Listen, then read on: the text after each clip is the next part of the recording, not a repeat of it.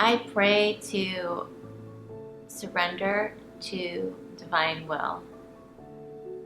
That's my prayer right now. And what I do find is that if you aren't being completely transparent and authentic in your life, it'll show up somewhere as a block or a challenge. And right now, my challenge is my neck. And I've struggled with this part of my body my whole life. Since birth, I have a birth defect, tongue tie, and I also had to take speech therapy till I was in 5th grade because I couldn't speak, and I had tonsillectomy. There's just such a whole number of things, car accidents, all happening within this area of my body. And now that it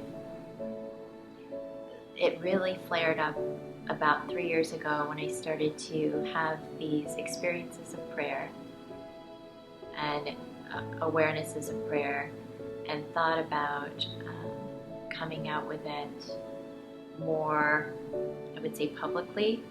But what I also had was so much fear of persecution. And not wanting to talk about prayer, not wanting to be the one to speak about it, and who does she think she is? And, all of what could come with talking about a subject like this that I think is so vitally important. And, at some point coming to this period in my life and my work where I'm talking about meditation, but I'm not really talking about what I practice personally every single day, which is prayer. And what really, I think, works so well.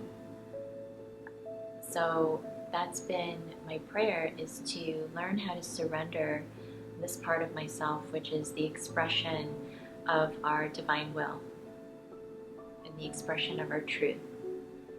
I think too many women in general have blocks here, and people do fear speaking the truth because of the repercussions of talking about things like this.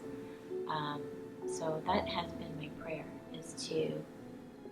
I've always had this prayer to realize my creative potential and to serve others with joy.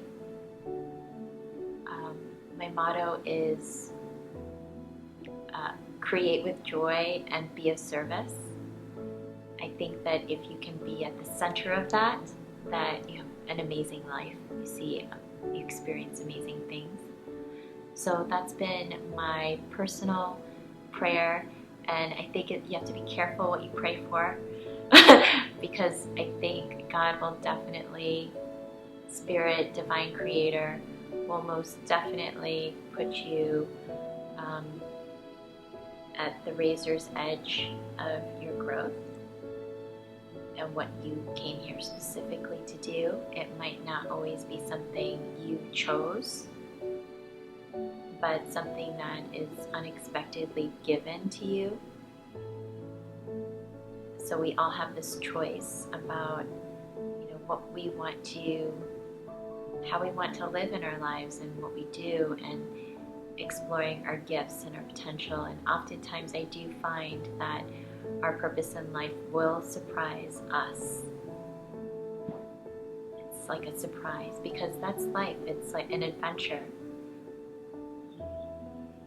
There's these pockets of surprises, and you're either living an adventure and really living it, or you're, trying to live by the book and trying to do the right thing and trying to be a good person and trying to, trying so hard that you just become lost. So one of my favorite prayers is to be used joyfully. I want to be used joyfully by God.